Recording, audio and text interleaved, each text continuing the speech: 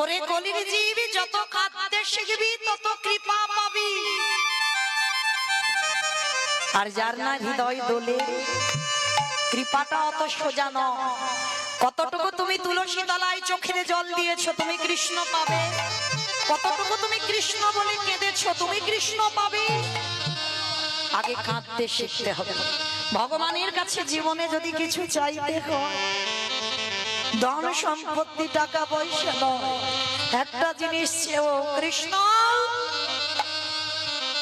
অন্তিম সময় পর্যন্ত যেন আমি শুধু কাঁদতে পারি। বলেছিল না বাবা মহাভারতে কুন্তি, আমার কিছু দরকার নেই, কিছু প্রয়োজন নেই, কিন্তু মরার আগের দিন পর্যন্ত যেন আমি কাঁদতে পারি।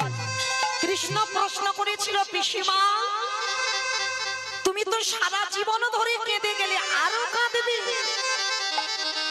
মনে করি দেখো, কুমারী বেলায় তুমি কর্ণকে জন্ম দিয়েছো, সেদিনও কেঁদেছিলে। যেদিন পাণ্ডুর সঙ্গে বিয়ে হলো সেদিনও কেঁদেছিলে। বাপের বাড়ি থেকে শ্বশুর ঘরে গেলে সেদিনও কাঁদলে। যেদিন পাণ্ডু দেহ রাখলো সেদিনও কাঁদলে।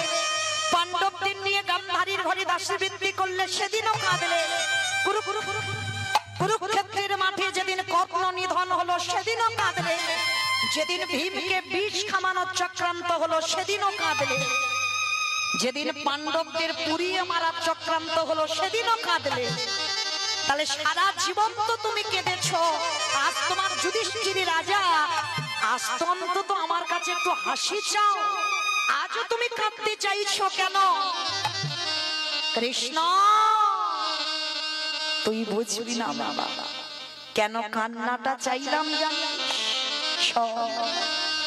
যখন আমার কেউ ছিল না, যেদিন গান্ধারীর ঘরে দাসবৃত্তি করেছিলাম, আমি আজ গান্ধারী যেটা বলতো সেটাই করতাম। কত ছলনা করেছিল আমার সাথে, কিন্তু সেদিন আমার কেউ ছিল না। সেদিন কৃষ্ণ তুই আমার সাথে ছিলি, কিন্তু আজ চেয়ে দেখ, আমার ধন সম্পত্তি টাকা পয়সা গাড়ি বাড়ির কিছু অভাব না। কৃষ্ণ আজই আমার সব সুখ আছে, কিন্তু আমি একটা চরণ হারাইয়ে ফেললাম। কৃষ্ণ